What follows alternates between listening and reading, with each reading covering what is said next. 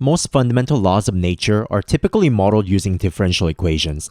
But when modeling something slightly more complex, such as the two-body problem, we need something beyond just differential equations. Let's start with the Newton's law of gravitation, which states that any mass exerts a force towards itself at every point in space, and the force diminishes proportionally to the square of the distance.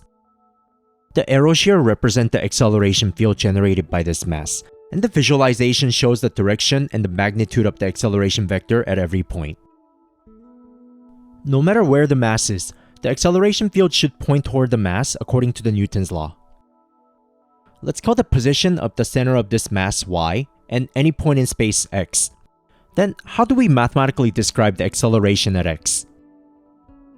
First, it's convenient to think of the displacement vector from the source position y to point x, which is x minus y. And it points in the opposite direction to the acceleration at x.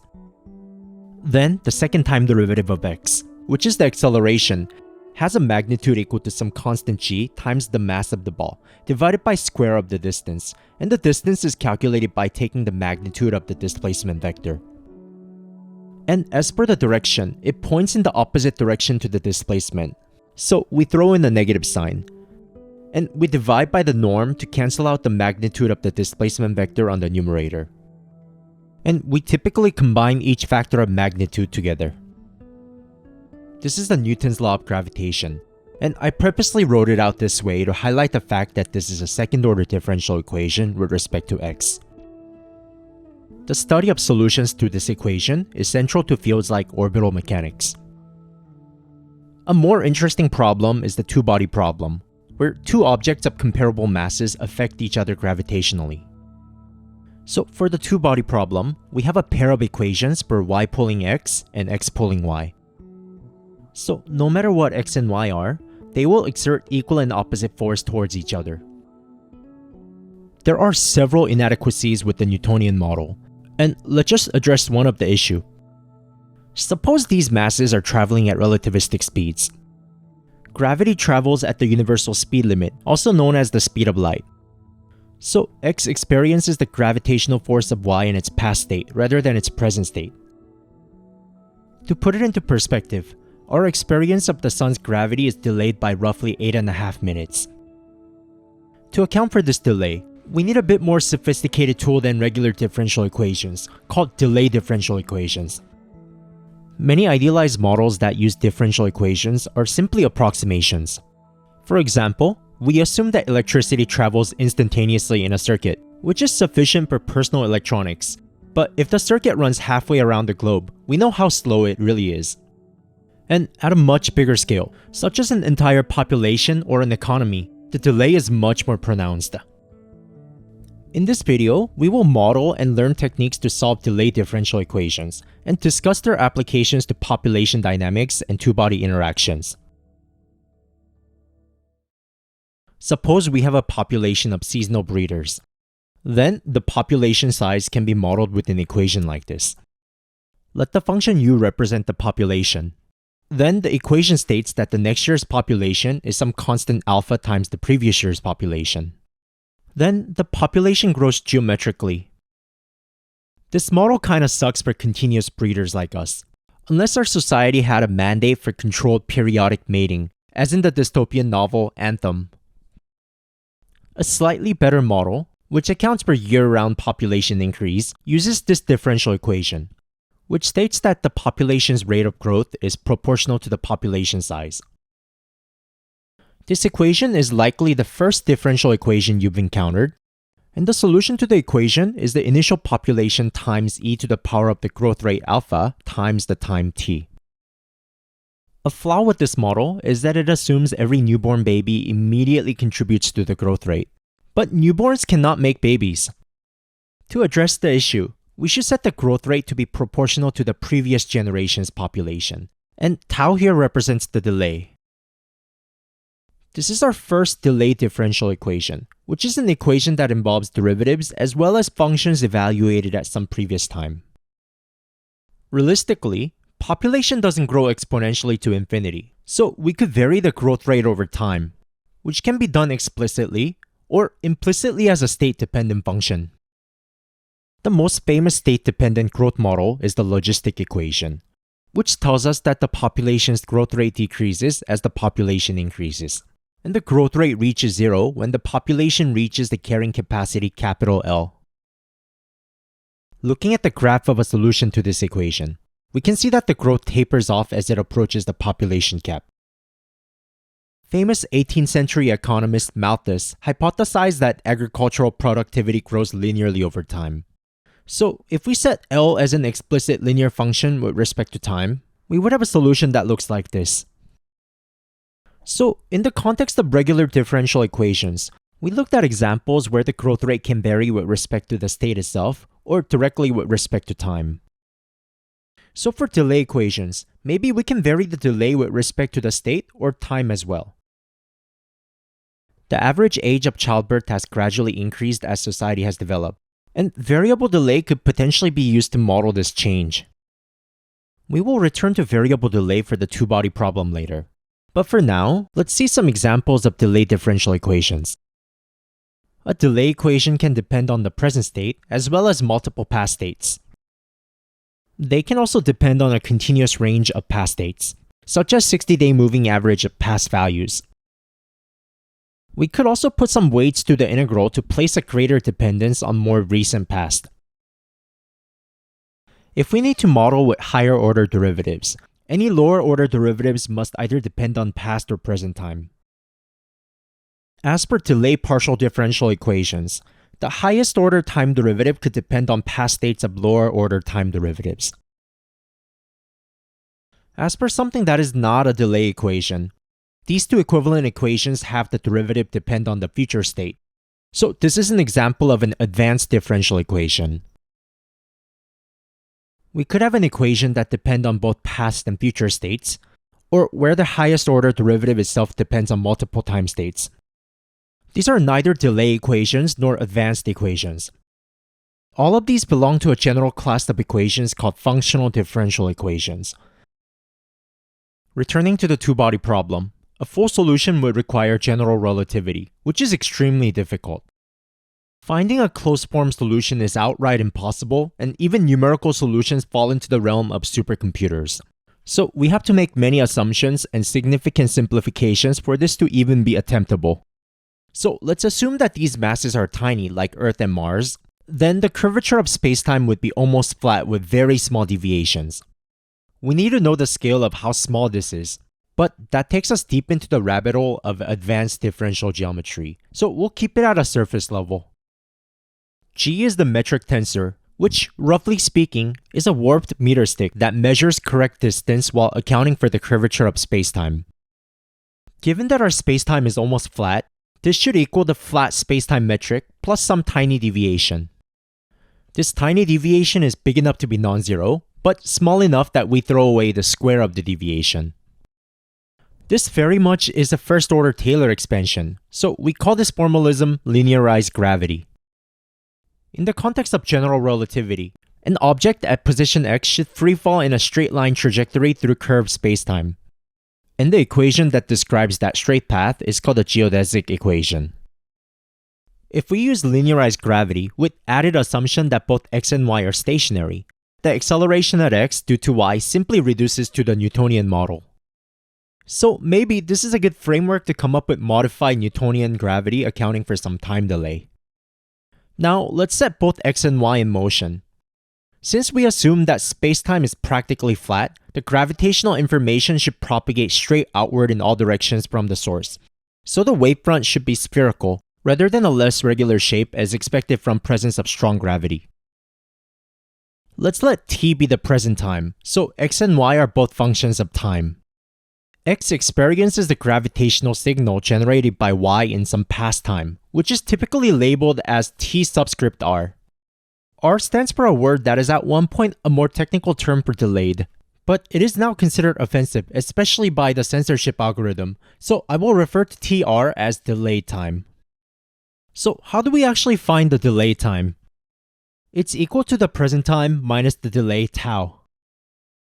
The time it takes for the signal to arrive is the distance between the current position of x and the past position of the source, divided by the speed of the signal. In this form, you might notice that in order to determine the time at which the signal from the moving source originated, we need to solve this equation for tr. And we usually can't even solve this in closed form. To illustrate the point, we can measure our spatial coordinates in light seconds so that the speed becomes 1. Let's suppose that we want to determine the delayed time at a specific moment t star. We can call the specific position of x at this time x1 and x2 in just 2 dimensions for the sake of simplicity. As for y, we need to know the past trajectory, so let's just assume that it is moving in circles at 1/2 the speed of light. We made a lot of simplifying assumptions, but this still isn't something we can solve by hand, unless y's trajectory is a lower order polynomial. Realistically, past trajectories are just a past set of data points rather than an explicit function. But luckily for us, it's always possible to uniquely solve for tr as long as the source is moving below the speed of light. The intuition is that propagation generated at a later time can never cross an earlier circle unless you're moving at or faster than the speed of light.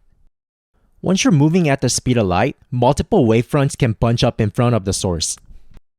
And beyond the speed of light, waves generated at a later time can actually arrive earlier. This is analogous to sonic boom, but for gravitational waves, so we can call it gravitic boom. But realistically, no mass can travel faster than the speed of light, at least within the framework of linearized gravity over nearly flat spacetime. So we need to modify Newton's laws to account for the motion. And a good first guess is to change y to account for the delay. So x is simply pulled towards the past position of y. But this is incorrect for many reasons. Maybe there is a dependence on the velocity of y, because if the source is moving, the gravitational field might bunch up in front of the source, which is similar to relativistic Doppler effect we observe from electromagnetic fields. And maybe there is a dependence on the velocity of x, as we have observed that rotating black holes drag spacetime along their path, which creates this velocity-dependent force, which is like gravity's version of the magnetic force. And maybe there is an acceleration dependence on y, since modern experiments have shown that these massive co-orbiting bodies actually exert a measurable gravitational force on Earth. So what's the actual formula?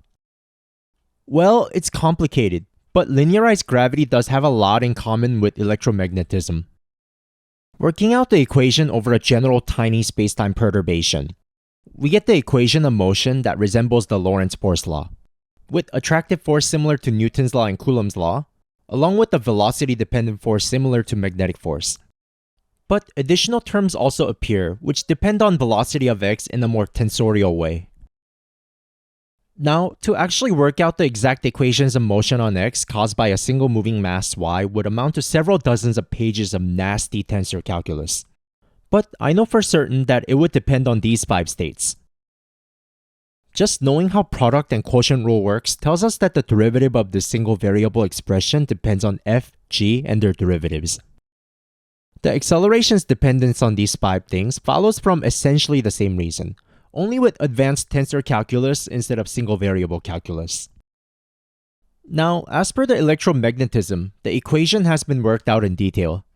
The acceleration at x is given by the charge of x divided by its mass, multiplied by the electric field plus the velocity of x crossed with the magnetic field. For the electric field at x at time t, the source's dependencies are all delayed, so we will omit them to keep this in a single line. That's a gnarly looking formula. R is the delayed displacement from the past position of the source to the present time of x, and r hat is the unit vector of r. And the magnetic field has a fairly simple formula in terms of the electric field. This formula goes by the name Liénard-Wiechert field. The main point that I was trying to make was that two-body interaction through two of the most fundamental forces in nature cannot even be modeled by a simple differential equation, and requires some really complicated delay differential equation. Technically speaking, this equation is not a delay differential equation for a couple of reasons. Suppose you have a stationary source charge, which would have usual inverse square electric field.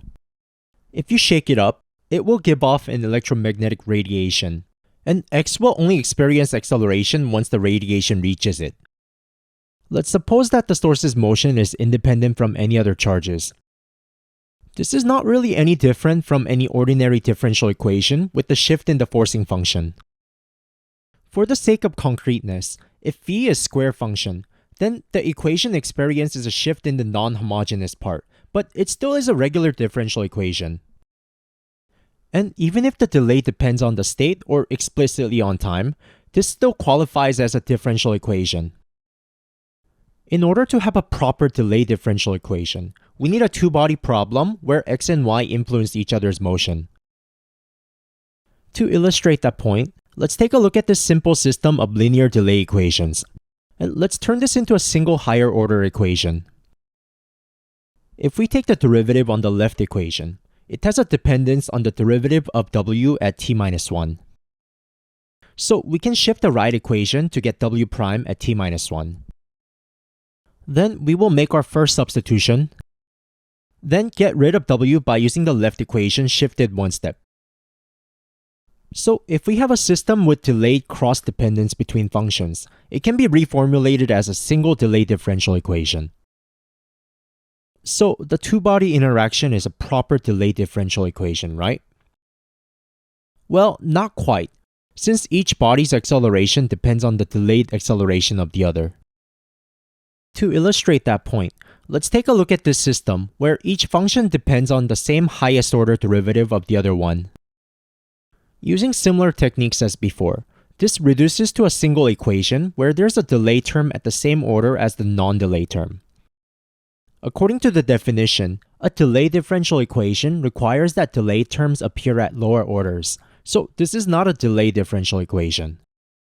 We call this a neutral delay differential equation, which is an equation that have a delay at the same highest order as the non-delay term. They can be solved using pretty much the same technique as a regular delay equation, but there are some key differences which I will talk about later.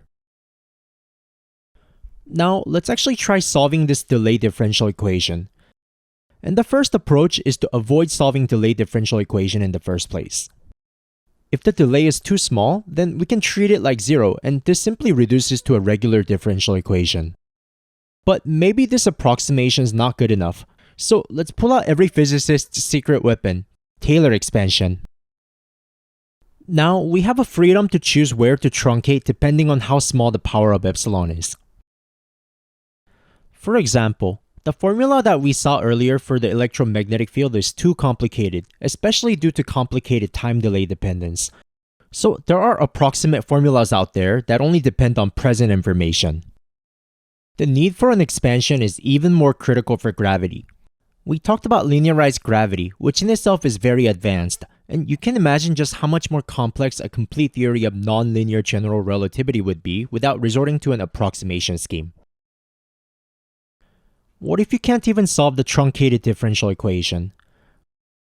Well, this time, let's pull out an engineer's weapon of choice, and we will expand the series about some advanced point in time. For this expansion, you're free to choose the forward time step to be as small as you want, so for all practical purposes, we can truncate after the linear term. And since the original equation states that the derivative at time t is equal to the function at a delayed point in time, we can make that substitution. This is Euler's method for delay differential equations.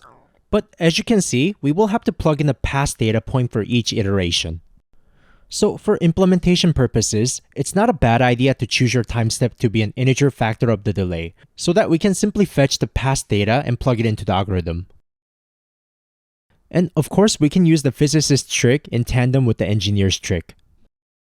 Most delay equations can't be solved in closed forms, so we saw how these equations could be solved in practice. But this specific one is simple enough to be solved exactly. For the sake of simplicity, let's set the delay to 1. We will try it first by guessing the solution. This looks like an exponential growth, so it probably is. Now, we can reverse engineer our guess to find the parameters that would satisfy the equation. So first, we take the derivative and a factor of alpha drops out. As per the right side, we can apply a shift, then e to the negative alpha pulls out of the exponent. So for the equation to hold, we need to have alpha equal e to the negative alpha. This equation can't be solved in terms of elementary functions, But we can express it in terms of Lambert omega function, which is a fairly well-known special function. Notice how the delayed exponential growth is significantly slower than ordinary exponential growth, simply due to the fact that the rate of change depends on a smaller past value. And it is slower than even the discrete exponential growth. Now, does this equation have any other simple closed-form solutions? If the delay is exactly 3 pi over 2, then a class of sinusoid functions solve the equation. You might wonder how a sine function could even be a solution to an exponential growth model. In the context of regular differential equations, your trajectory is completely determined by your initial condition. But in delay equations, you can get some weird after effects. To illustrate that point, old cartoon gravity works like delayed velocity field, and the coyote can avoid falling by running back before the effect of gravity kicks in. Perhaps the easiest way to understand what is going on is to solve this equation in full generality. Unlike differential equations where a single state determines the entire future, delay equations need an entire history of states, which in this specific problem needs to be exactly 1 second long. I chose a constant function for our initial history in honor of our favorite coyote. Then for the next 1 second interval, the derivative has to be 1, so the next piece of our function is t plus some constant c. We can get the correct value of c by banning any discontinuities, and the correct solution is to set c equals 0. The next piece is a bit more tricky. The derivative for the next 1 second interval is equal to the time-shifted value of the previous interval. So just like before, we can solve this intermediate equation to get a quadratic piece for the next interval. And we can get the correct constant with the continuity condition. And of course, we can continue this forever. Looking at how the equation is solved, you might see how a periodic solution could be possible, though it would be extremely unstable. Let's take a look at these two numerical solutions to the same equation, generated from just slightly different initial histories. I chose these initial histories so that in the very next interval from 1 to 2, we would see both an upward and a downward push. As you can see, just a slight difference can make it blow up exponentially in either direction. Another key observation here is that the function gets smoother over time. At time 1, function is only continuous, but at time 2, it becomes differentiable, and at 3, it is twice differentiable. Let's contrast this with neutral equations, where there's delay dependence on the derivative of the same highest order. And let's choose initial history to be same for both functions. The first equation is fairly straightforward to analyze. It simply states that the derivative flip-flops every one time step. For the second one, if you want to, you can apply the exact same technique as a regular delay equation, but I use my computer to generate a numerical solution. As you can see, the curve never smoothens out over time like a proper delay differential equation. So from a calculus perspective, neutral equations are less well behaved. I would argue that this lack of smoothing is actually very good. Electromagnetic radiation is proportional to the acceleration of the source. So once the radiation from the left particle's acceleration reaches the right particle, it will accelerate the same just with smaller amplitude. This neutral delay dependence is precisely what enables telecommunication, since the signals we send out can be accurately recovered. I have covered everything I wanted to discuss about delay equations.